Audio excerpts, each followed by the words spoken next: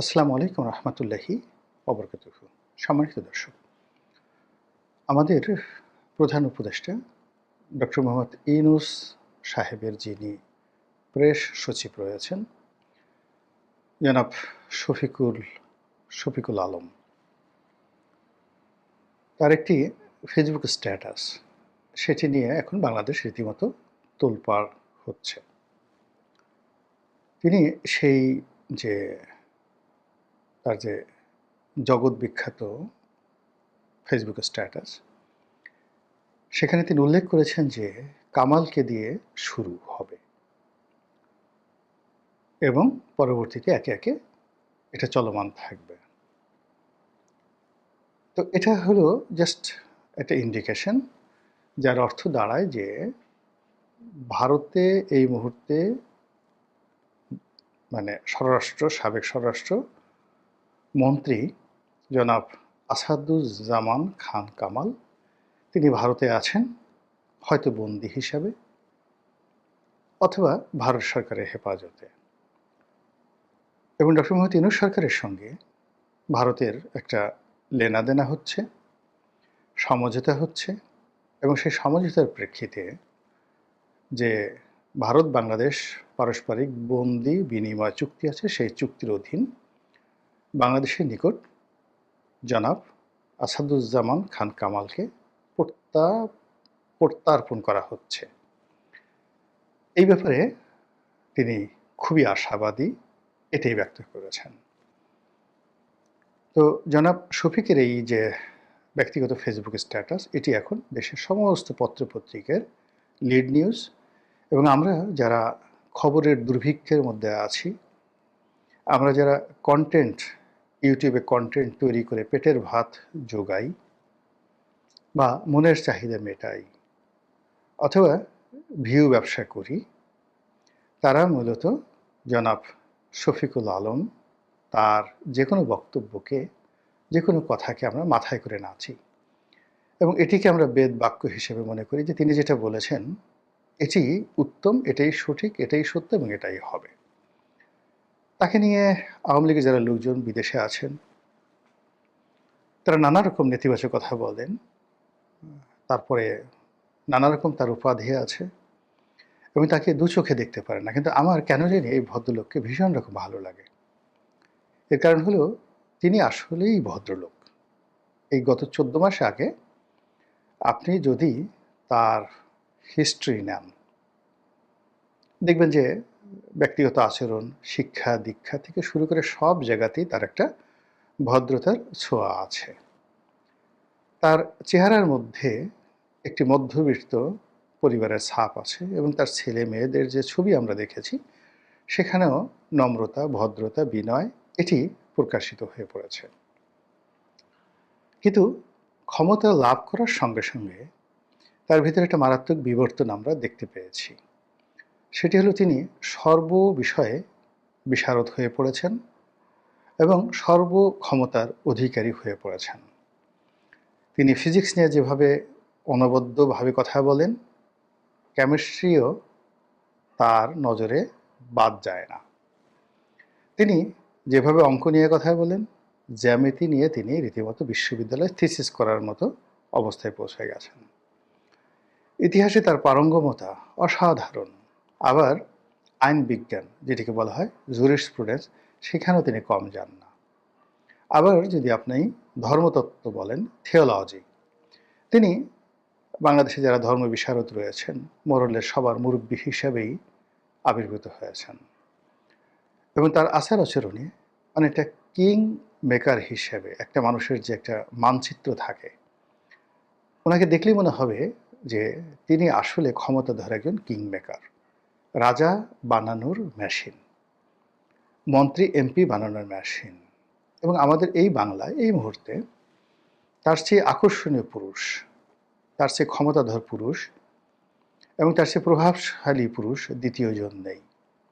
ইচ্ছাই হোক, অনিচ্ছাই হোক, বিরক্তিতে হোক, প্রেম ও মুগ্ধতায় হোক, আপনাকে ঘুরে ফিরে জনাব শফিকের কাছে যেতেই হবে। তিনি যেই মুহূর্তে ক্ষমতায় বসেছেন, তিনি তার পদ ভুলে গিয়েছেন, তিনি তার বয়স ভুলে গিয়েছেন। তিনি স্থানকাল পাত্র নিয়ে অত মাথায় ঘামান না। তার যখন ইচ্ছা হয় তিনি এনসিপি নাহিদ ইসলামকে ভবিষ্যৎ প্রধানমন্ত্রী বানিয়ে ফেলেন।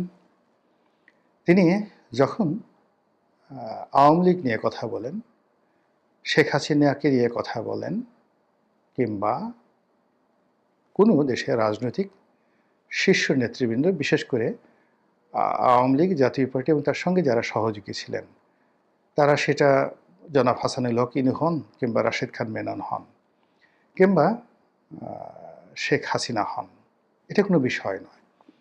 তিনি তাদের সবাইকে অপরাধী হিসেবে ট্রিট করেন এবং তাদেরকে অনেকটা, যাকে বলা হয় ছোট ভাই, ছোট বোন, এরকমভাবে কথাবার্তা বলেন। যেমন হাসিনা, ইনু, কামাল, জামাল, রাম, শাম, রনি, ফনি, এরকম। কিন্তু আমরা যেমন একজন মানুষকে, সে যত খারাপই হোক না কেন, তার পদ, মর্যাদা এবং তার বয়সকে সম্মান করে জনাব বলি, তিনি বলি, আপনি বলি, উনি বলি, এই বিষয়টির ঊর্ধ্বে উঠে গেছেন জনাব শফিক। এটাকে বলা হয় সিদ্ধি লাভ করা। তো মানুষ যখন সিদ্ধি লাভ করেন, অলৌকিকত্ব পান, ভবিষ্যৎ দেখতে পান এবং অনেক অজানা বিষয়গুলো তিনি জানতে পারেন, তখন দুনিয়ার সবাইকে তার মনে হয় যেন তার সন্তান। ভানুর একটা বিখ্যাত কৌতুক আমরা শুনেছিলাম ছোটকালে। সেটি হলো যে একজন এরকম লোক, তিনি সিদ্ধি লাভ করেছেন। তো সিদ্ধি লাভ করে তিনি সেই ধর্মগুরু হয়ে বসে আছেন।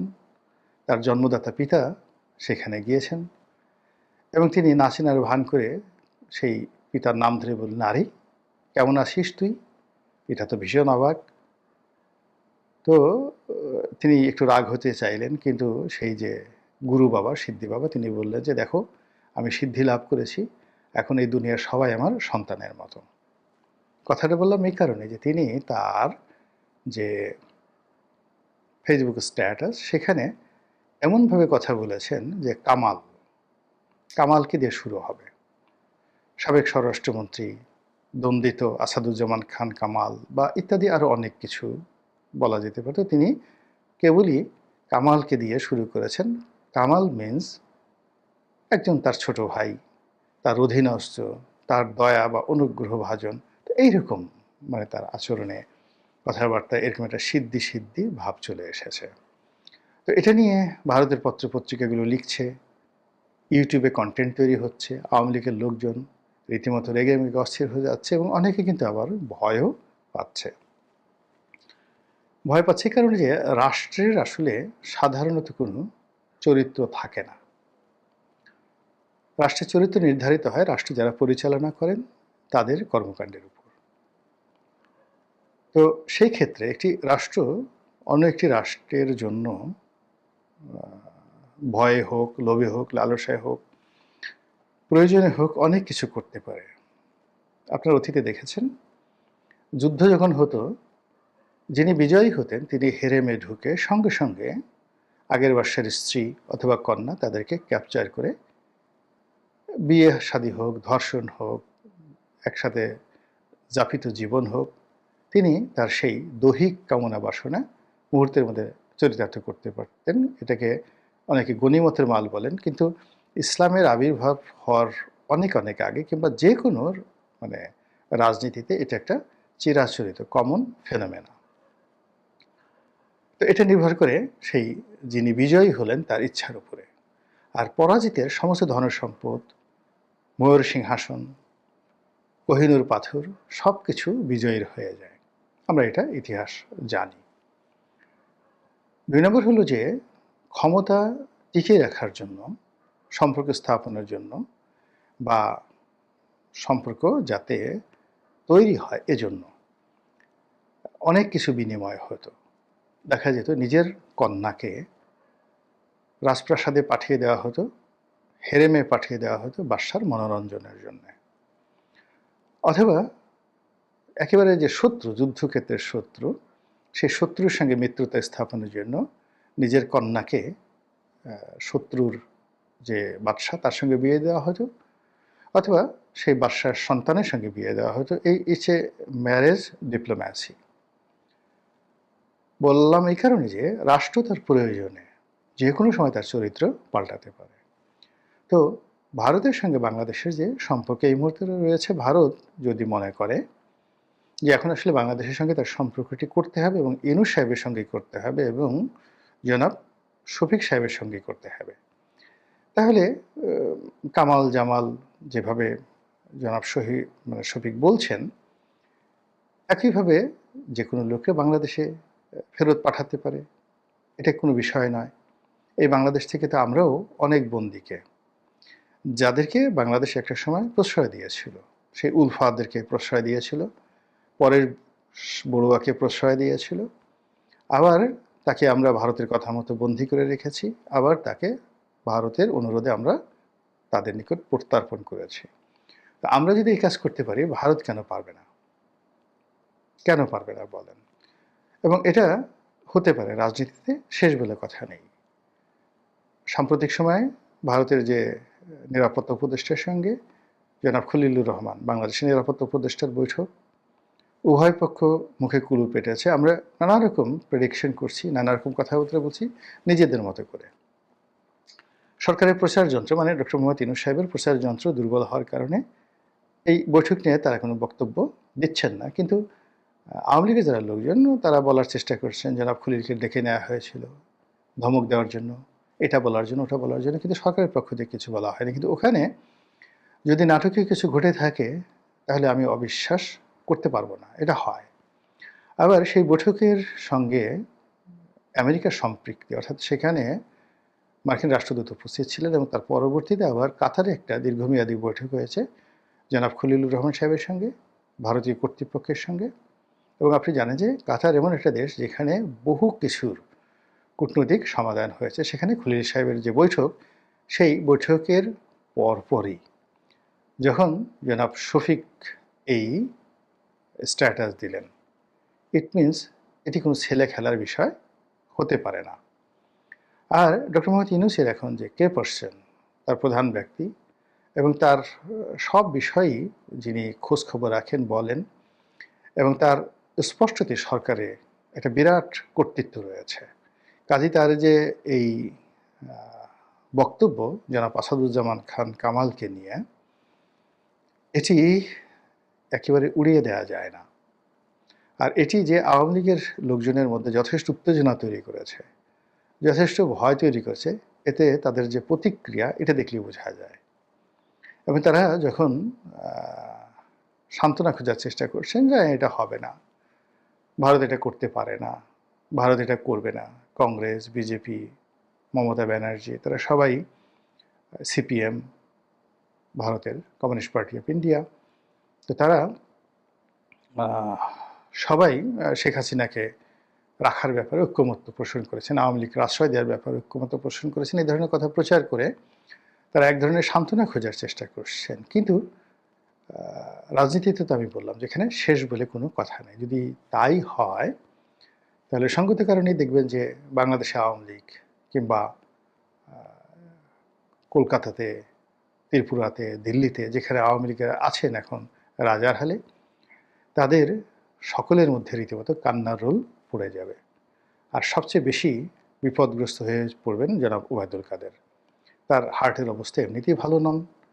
অনেক আগের থেকে তিনি বেশ কয়েকবার চিকিৎসা নিয়েছিলেন, একেবারে মৃত্যুর দরজা থেকে তিনি ফিরে এসেছেন। সিঙ্গাপুরে তার যে অবস্থা হয়েছিল, ফলে সত্যিই যদি জনাব আসাদুজ্জামান খান কামাল সাহেবকে বাংলাদেশে পাঠানো হয়, এবং তাকে যেদিনই পাঠানো হবে দেখা যাবে খুব দ্রুত যদি তার ফাঁসির রায়টি কার্যকর করা হয়, যেভাবে কাদের মোল্লাকে ফাঁসি দেওয়া হয়েছে, যেভাবে মীর কাসিম সাহেবকে ফাঁসি দেওয়া হয়েছে, তো এই ফাঁসিগুলো আওয়ামী লীগ যেভাবে দিয়েছে, বা এই বিচার যেভাবে আওয়ামী লীগ করেছে, দীর্ঘসূত্রিতার আশ্রয় নিয়েছে, সেখানে বর্তমান যে বিচার, এটা আওয়ামী লীগের বিচারের চাইতে 100 ভাগ না, 1000 ভাগ নয়, 1,00,000 গুণ ট্রান্সপারেন্ট। বিকজ এখানে যা কিছু বক্তব্য হচ্ছে সবই মিডিয়াতে দেখানো হচ্ছে, বলতে পারেন মিডিয়া ট্রায়াল।